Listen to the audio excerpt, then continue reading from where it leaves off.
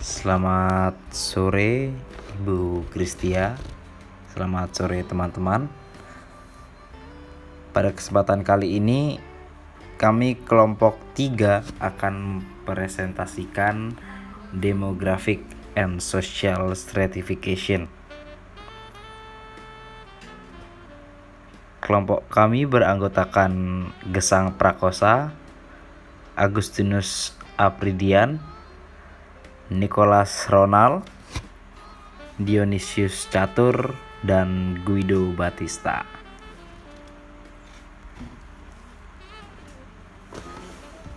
Demografi menggambarkan populasi dalam hal ukuran distribusi dan strukturnya. Demografi mempengaruhi perilaku konsumsi baik secara langsung maupun dengan mempengaruhi atribut individu lainnya, seperti nilai pribadi dan gaya keputusan mereka. Jelaskan bagaimana segmentasi demografi mempengaruhi perilaku konsumen. Jadi teman-teman, di sini terdapat 5 faktor segmentasi demografi yang mempengaruhi perilaku konsumen. Yang pertama, ukuran dan distribusi populasi. Populasi Amerika Serikat akan terus bertumbuh, hanya pada tingkat yang lebih lambat dari waktu ke waktu. Pada tingkat populasi yang bertumbuh ini ada 2 sisi positif dan negatif.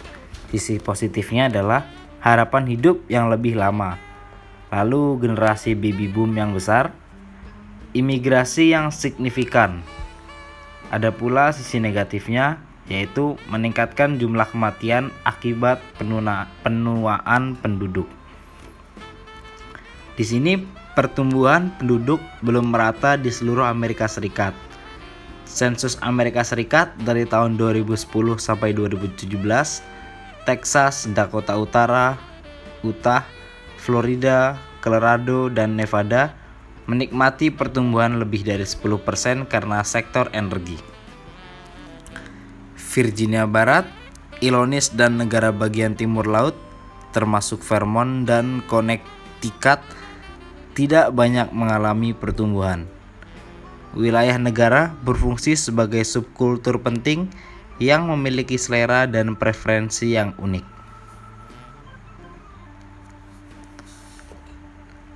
Ada contohnya, bisa teman-teman lihat konsumsi di beberapa negara bagian di Amerika Serikat. Yang merah ditunjukkan Boston, yang berwarna krem ditunjukkan Dallas, sedangkan yang biru ditunjukkan San Francisco.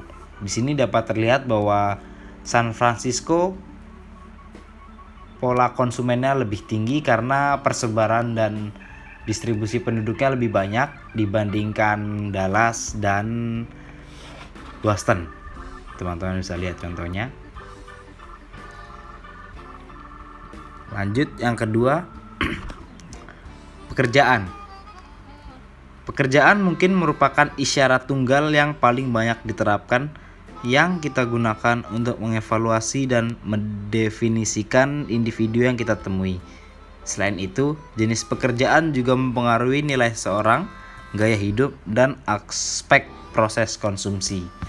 Jadi teman-teman, hampir selalu kita ingin mengetahui pekerjaan seseorang untuk membuat kesimpulan tentang masalahnya serta gaya hidupnya.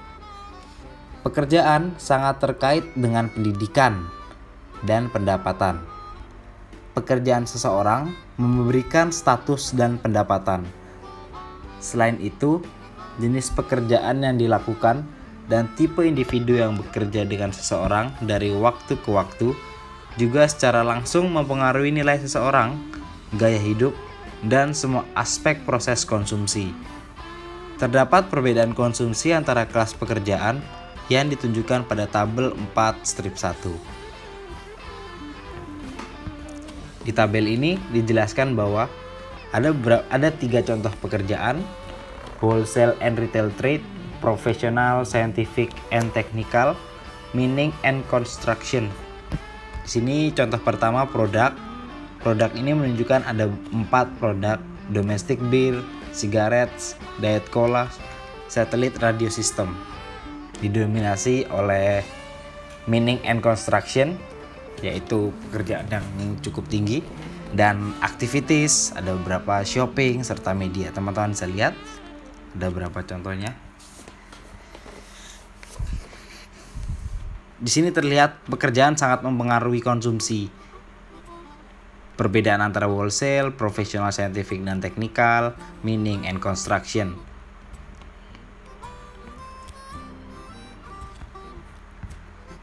Lanjut, ada pendidikan. Pendidikan semakin penting untuk pekerjaan. Pekerjaan bergaji tinggi membutuhkan keterampilan teknis, penalaran abstrak, dan kemampuan membaca dan mempelajari keterampilan baru dengan cepat. Terbukti bahwa individu tanpa keterampilan ini umumnya dipaksa ke dalam upah minimum dan seringkali pekerjaan yang paruh waktu. Keterampilan ini maksudnya yang saya sebutkan tadi, yaitu membutuhkan keterampilan teknis, penalaran abstrak, dan kemampuan membaca serta mempelajari keterampilan baru dengan cepat. Pendidikan jelas mendorong pendapatan dalam perekonomian saat ini.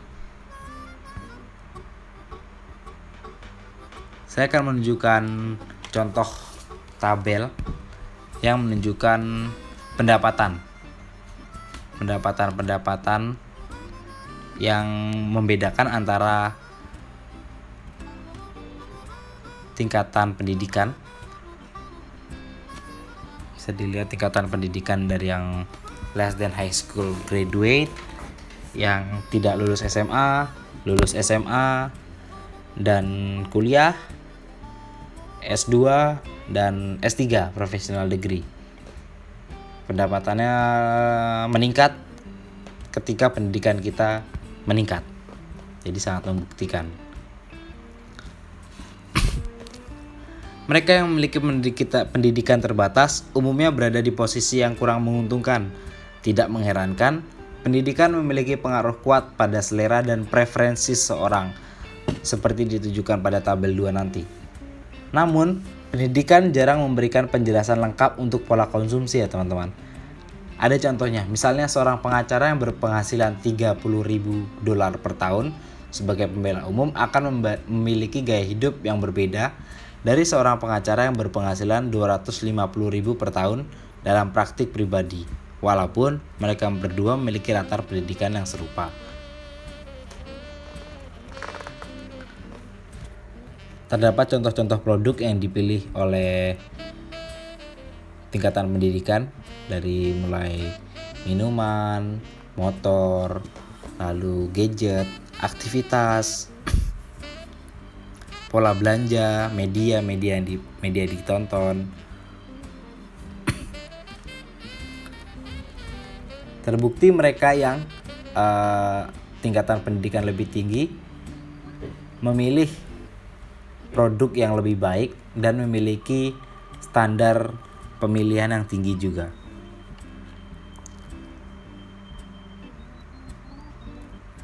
Pendidikan mempengaruhi apa yang dapat dibeli seseorang dengan menentukan sebagian pendapatannya dan pendudukan.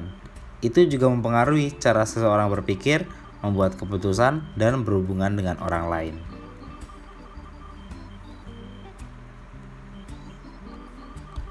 Selanjutnya, penghasilan. Tingkat pendapatan rumah tangga dikombinasikan dengan akumulasi kekayaannya menentukan kekuatan pembelinya. Sementara, banyak pembelian dilakukan secara kredit. Kemampuan seorang untuk membeli secara kredit pada akhirnya ditentukan oleh pendapatan, kekayaan saat ini, dan masa lalu seseorang dalam 5 tahun ke depan.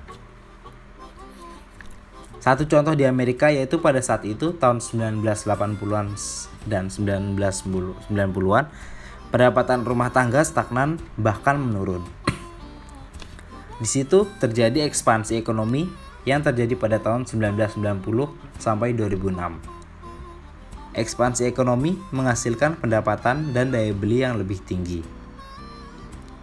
Satu studi menunjukkan bahwa selama 1993 sampai 2000 ekspansi, pendapatan real dari 1% teratas tumbuh menjadi 10,1%, sementara sisanya 99% tumbuh hanya 2,4%. Lebih mengejutkan lagi, selama ekspansi 2002 sampai 2006, 1% pendapatan teratas tumbuh sebesar 11% dibandingkan dengan hanya 0,9% untuk tersisa 99%.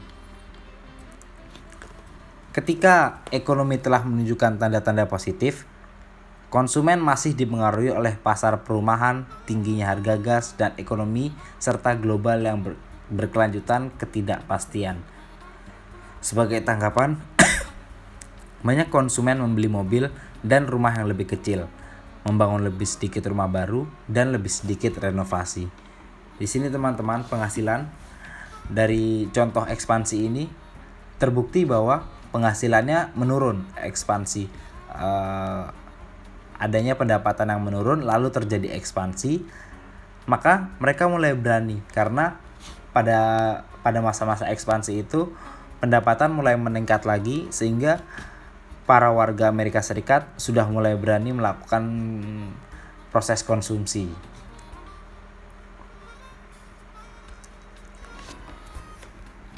Yang terakhir, usia. Penentuan posisi usia yang tepat sangat penting untuk banyak produk. Usia membawa serta didefinisikan secara budaya, norma perilaku, dan sikap. Ini mempengaruhi konsep diri dan gaya hidup kita. Selain itu, usia mempengaruhi konsumsi produk, mulai dari bir, kertas toilet, hingga liburan.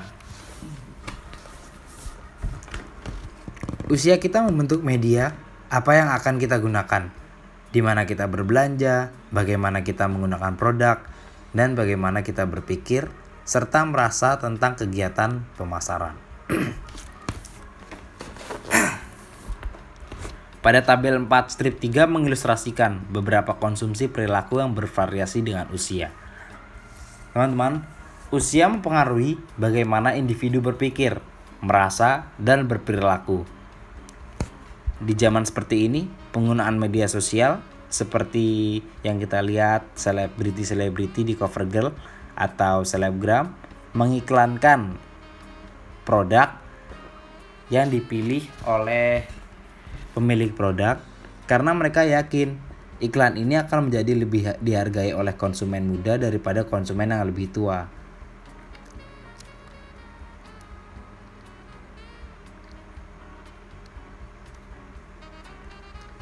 Pada tabel 4 strip 3 ditunjukkan bahwa umur 18 sampai 24 memilih minuman-minuman. Bisa teman-teman lihat ada produk minuman tequila, Scotch whisky, Botox, Blu-ray. Aktivitas umur 18 sampai 24 mereka lebih cenderung aktivitas luar, aktivitas outdoor dibandingkan visiting museum atau mengunjungi museum. Shopping dan lain-lain, media, bisa teman-teman cermati. Sekian dari saya. Next. Selanjutnya ada Understanding American Generation, Generation or X Cohort. Kelompok orang yang telah mengalami kesamaan sosial, lingkungan politik, sejarah, dan ekonomi. Cohort Analysis, proses mendeskripsikan dan menjelaskan sikap, nilai, dan perilaku kelompok usia, serta memprediksi sikap, nilai, dan perilakunya di masa depan. Selanjutnya ada Pre-Depression Generation, lahir sebelum tahun 1930.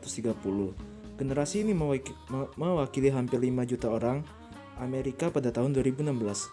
Tinggi kematian menyumbang pengurangan cepat dalam ukuran kelompok ini, dari 12 juta pada 2010.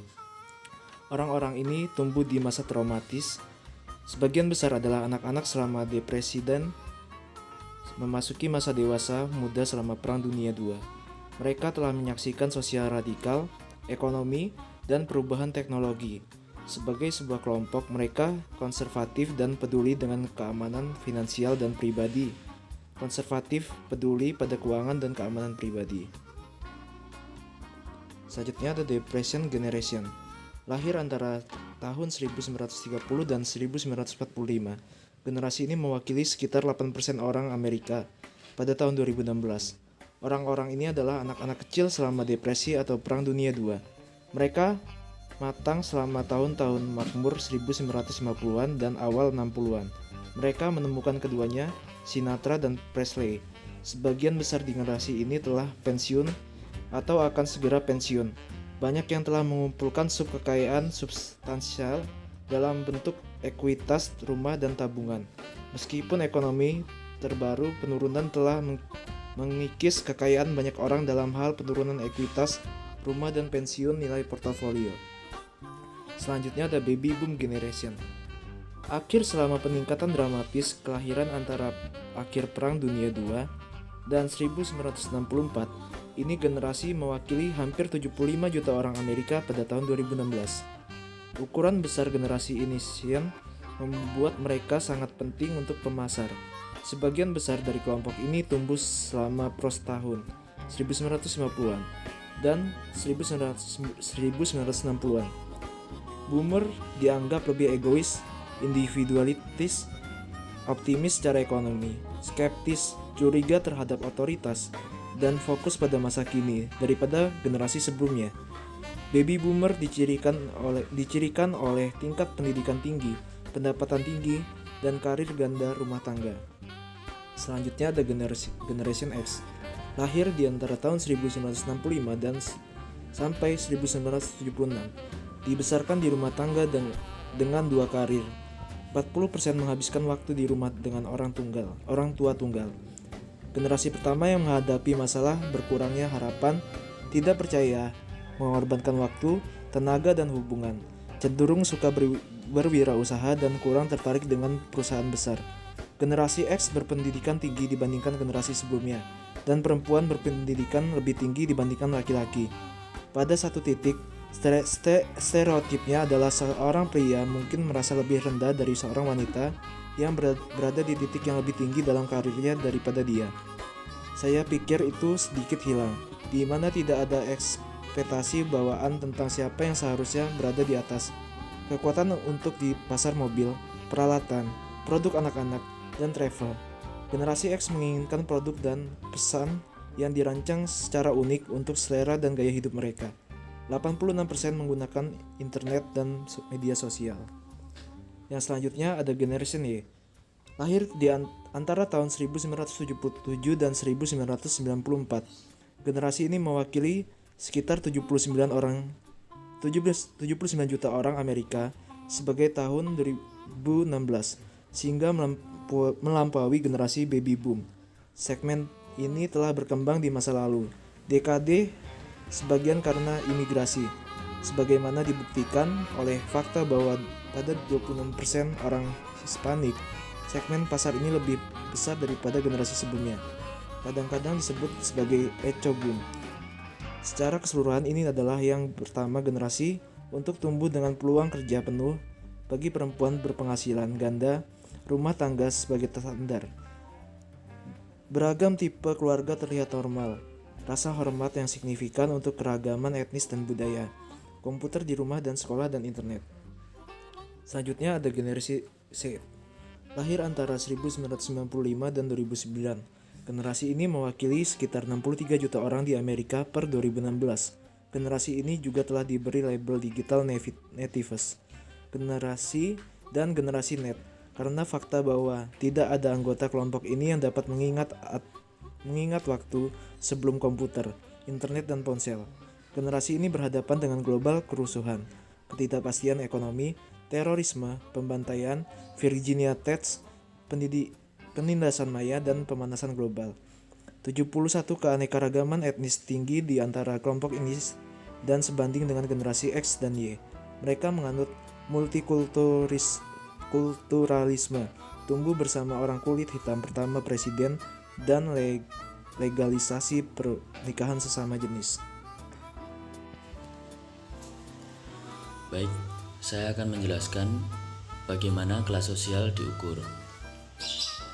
Ada 2 pendekatan dasar untuk mengukur status atau kelas sosial, yaitu indeks item tunggal dan indeks multi-item. Indeks item tunggal memperkirakan status sosial berdasarkan dimensi tunggal, seperti pendidikan, pendapatan, atau pekerjaan. Indeks multi-item memperhitungkan banyak variabel secara bersamaan dan menimbangnya sesuai dengan skema yang mencerminkan pandangan masyarakat. Ini adalah contoh tabel dari ISB. Lanjutan, kebiasaan media mungkin berhubungan paling dekat dengan pendidikan sementara. Kegiatan rekreasi mungkin berhubungan paling dekat dengan pekerjaan. Dalam hal ini, pemasar lebih baik menggunakan ukuran demografis. Penelitian terbaru memang menunjukkan bahwa kelas sosial masih merupakan penentu penting dari berbagai perilaku konsumen di Amerika Serikat. Selanjutnya, struktur sosial Amerika. Jadi menurut teori Coleman dan Rainwater, struktur sosial Amerika dibagi menjadi 3, yaitu kelas bawah, kelas menengah, dan kelas atas. Kelas atas. Kelas atas sendiri diklasifikasikan menjadi 3. Yang pertama, kelas atas-atas, di mana keluarga aristokrat yang membentuk elit sosial dengan kekayaannya secara turun-temurun. Kisaran pendapatan kelas atas-atas adalah $1.460.000 ke atas. Contoh di sini ada keluarga John F. Kennedy. Yang kedua, kelas bawah atas, kelompok elit sosial yang lebih baru. Namun dalam beberapa kasus, kekayaan kelas bawah atas justru lebih tinggi dari kelas atas-atas. Kisaran pendapatan kelas bawah atas adalah $1.100.000 hingga $1.460.000. Contoh di sini adalah Bill Gates. Yang ketiga adalah kelas menengah atas. Dalam kelas menengah atas, pekerjaan dan pendidikan adalah aspek utama atau aspek kunci. Kisaran pendapatan dalam kelas menengah atas adalah $360.000 hingga $1.100.000. Contoh di sini adalah sarjana dan pasca sarjana. Kelas menengah. Kelas menengah diklasifikasikan menjadi 2. Yang pertama, kelas menengah.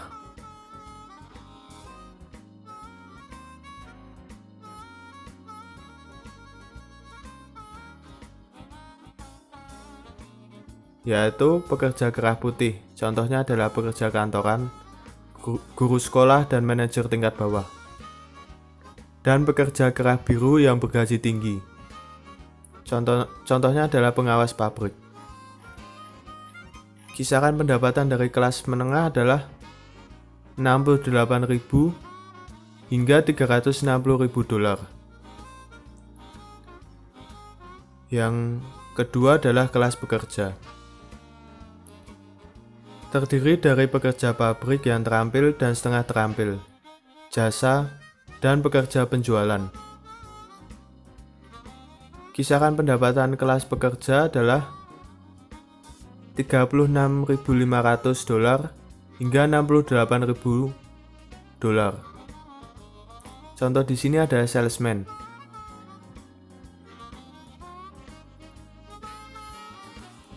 Kelas bawah.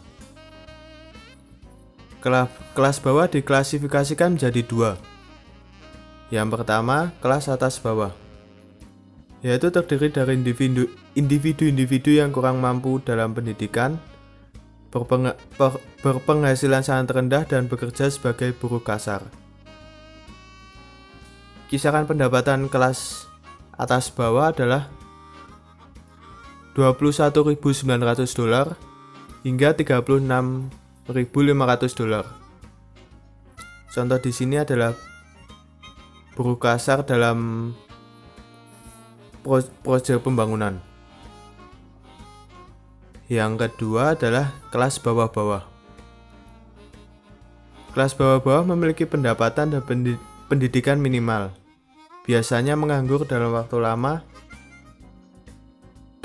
Dan orang-orang dalam kelas bawah-bawah adalah orang yang menerima bantuan dari pemerintah. Pendapatan kelas bawah-bawah adalah $12.200 hingga $21.900.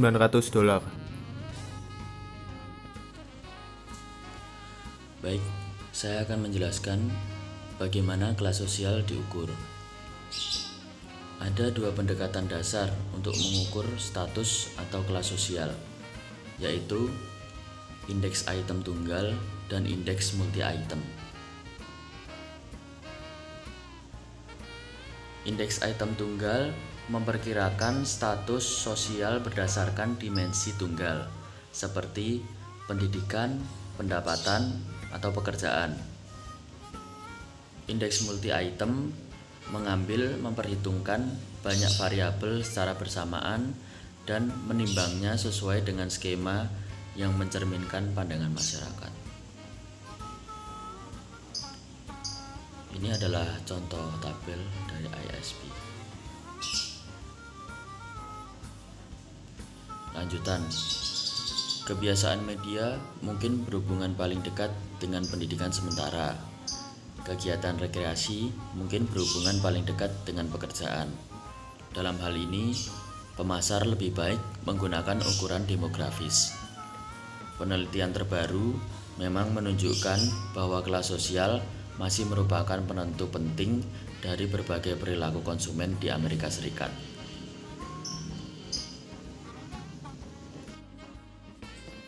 Pada kesempatan ini, saya akan menjelaskan tentang faktor kelas sosial berkontribusi dalam pengembangan strategi pemasaran.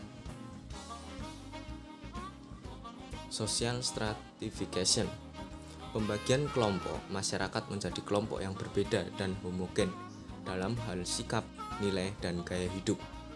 Yang pertama, ada faktor ekonomi sosial. Yang termasuk faktor ini adalah pekerjaan, pendidikan, kepemilikan, penghasilan, warisan. Yang kedua, ada kedudukan sosial. Yang termasuk kedudukan sosial yaitu ada kelas atas, kelas menengah, dan kelas bawah. Yang ketiga, perilaku unik. Yang termasuk perilaku unik adalah preferensi, pembelian, konsumsi, dan komunikasi. Karakteristik kelas sosial masyarakat kita pada pokoknya dapat dikelompokkan ke dalam 3 golongan, yaitu yang pertama, golongan atas, golongan menengah, golongan rendah. Yang pertama, golongan atas. Ini dapat dicontohkan pengusaha-pengusaha, pejabat tinggi. Sedangkan golongan menengah yaitu seperti karyawan instansi, pemerintah, atau pengusaha menengah.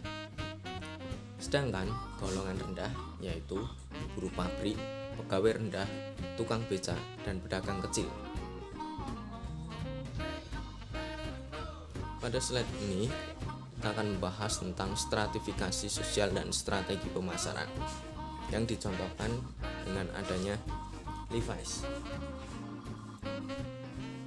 Ini merupakan contoh yang menjual produk dengan tujuan agar dapat terbeli oleh berbagai kelas. Levi's mencoba menutupi sebagian besar populasi Amerika Serikat dengan memposisikan berbagai merek tertentu sedemikian rupa untuk menargetkan kelas sosial yang berbeda. Levi's yakin produknya dapat dimiliki untuk semua kelas sosial, sehingga kehadirannya dapat dengan cepat diterima semua orang. Ini merupakan produk yang sangat berkembang cepat karena dapat dimiliki berbagai golongan. Maka dari itu, produk ini dapat diterima semua orang. Sekian presentasi dari kelompok kami. Jika ada salah, mohon maaf sebesar-besarnya. Sekian, terima kasih.